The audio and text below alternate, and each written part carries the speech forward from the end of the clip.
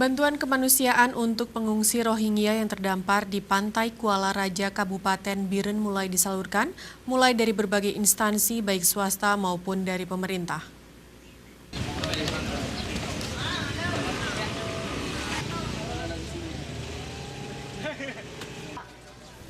Bantuan kemanusiaan untuk para pengungsi Rohingya yang terdampar di Pantai Kuala Raja pada Jumat siang kini mulai berdatangan ke kamp pengungsian di Sanggar Kesenian Belajar Biren.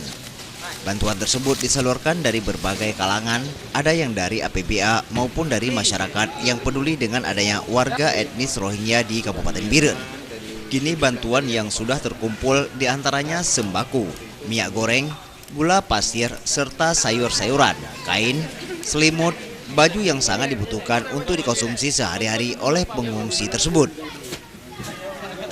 Kepala Pelaksana Badan Penanggulangan Bencana Daerah Kabupaten Biren, Muhammad Nasir menyebutkan, bantuan yang saat ini sudah terkumpul merupakan hal yang sangat dibutuhkan oleh pengungsi tersebut, terlebih dari makanan untuk dikonsumsi sehari-hari serta pakaian.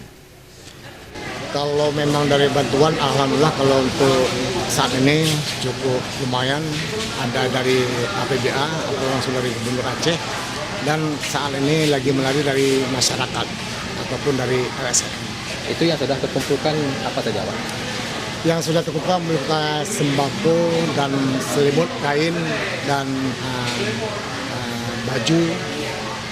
Yang paling dibutuhkan oleh pengungsi saat ini apa saja, Pak?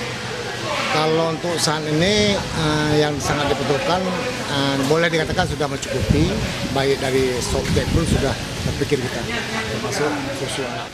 Dari Biren, Tim Liputan Aceh TV.